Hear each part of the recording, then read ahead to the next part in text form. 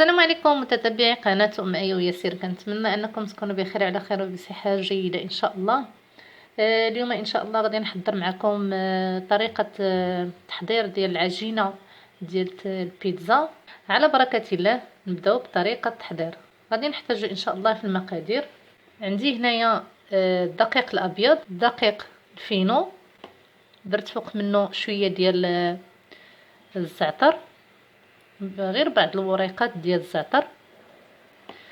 عندي هنايا خميره ديال الخبز، القليل من الملحه، تقريبا ملعقه كبيره ديال السكر حبيبات. عندي هنايا بودره ديال الحليب. المهم العجينه كتنسموها باي حاجه متوفره عندكم، ممكن ديروا بودره ديال الثوم اولا بودره البصل اولا اي صلصه يعني بغيتوا ديروها مع العجينه كديروها، ديروا مطارد. المهم التنسام ديال العجينه كيبقى اختياري. والاهم في العجين هو انه دائما نضيفوا زيت الزيتون. دائما المواد الدهنيه هي اللي كتخلي لنا العجينه تبقى طريه وكتجي ايضا خفيفه. ضفت هنايا بالنسبه للزيت ضفت تقريبا 2 معالق كبار حتى 3 ديال الزيت. ممكن تضيفوا الزيت النباتيه. هنايا انا بالنسبه ليا ما كتعجبنيش العجينه ديال البيتزا بالدقيق الابيض بوحدو. ممكن تضيفوا معاه حتى الدقيق الكامل، كتعجنوها بنفس الطريقه. كتجي العجينه او عجينه البيتزا كتجي صحيه وايضا كتجي لذيذه. بعد ما كندخلوا الزيت في الدقيق غادي نبدا نجمعو بالمدافي. هنا من بعد ما جمعت العجينه كتكون عجينه لينه ما تكونش قاصحه بزاف. غادي ناخذها وغادي نقسمها على شكل كويرات. هنا بالنسبه للدقيق يعني عندي تقريبا كيلو ديال الدقيق. المهم الكويرات كديروهم على حساب الحجم اللي بغيتو. هنايا واخا ما عجناش مزيان العجينه، حيت السر ديال البيتزا او عجينه البيتزا كيكون في الخميره ديالتها، يعني خصها تخمر مزيان باش تعطينا نتيجه مزيانه. كنشكل منهم كويرات ونضعهم في الدقيق الابيض.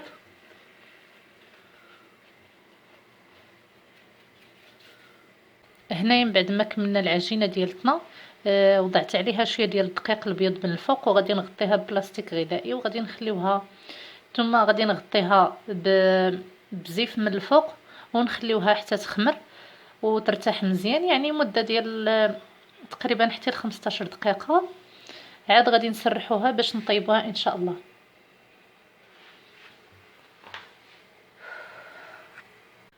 هنايا بعد ما خمرت العجينه ديالتنا كنوضع الدقيق الابيض على سطح العمل ونسرحوا العجينه ديالتنا.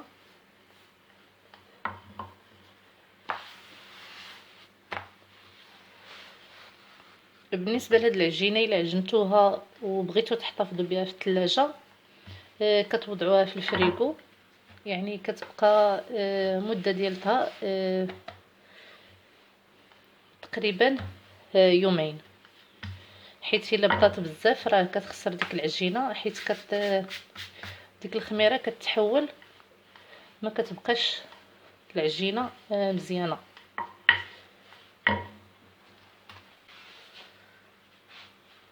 هنا من بعد ما كنسرحها كتعطينا هاد السمك هذا.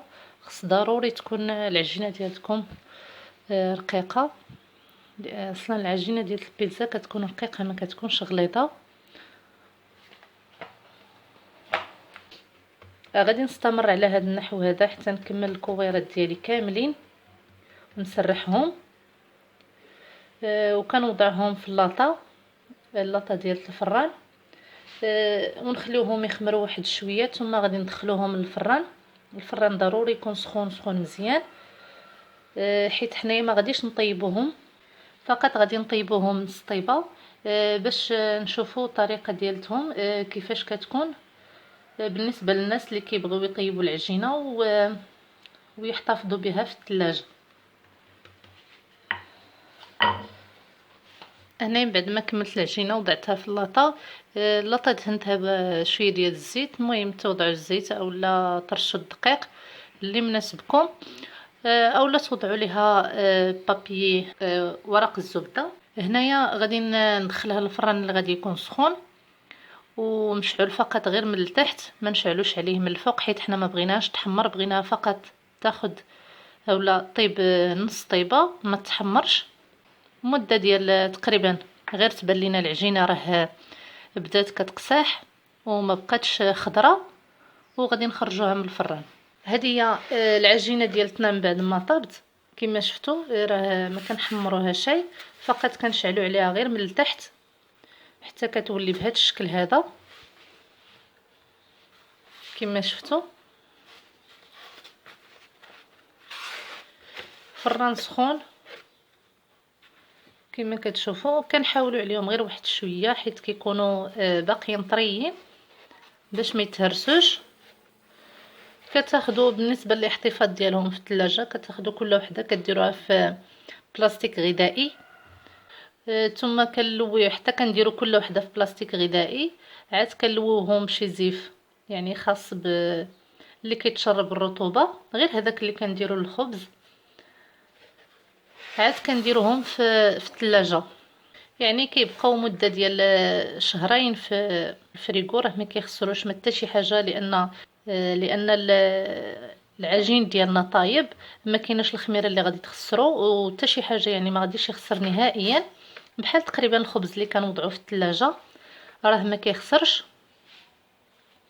المهم خصنا اللي نلفوهم مزيان باش ما تدخلش ليهم الرطوبه وما يدخلش ليهم هذاك الثلج، باش يبقاو دائما محافظين على الطراوه ديالتهم. والبيتزا بالنسبه للعجينه ضروري توضعوا الماده الدهنيه، هي اللي كتخلي العجينه ديالتنا ديما كتبقى طريه. وفاش كنسخنوها اولا فاش كنبغيو نوجدوا بها البيتزا كنلقاوها دائما طريه ورطبه غير بهذيك الزيت اللي وضعنا. كنتمنى ان هذا الفيديو يعجبكم، وديروا هذه الطريقه هذه لانها طريقه سهله وناجحه 100%. شكرا للتتبع ديالكم، والى فيديو قادم ان شاء الله. مع السلامه.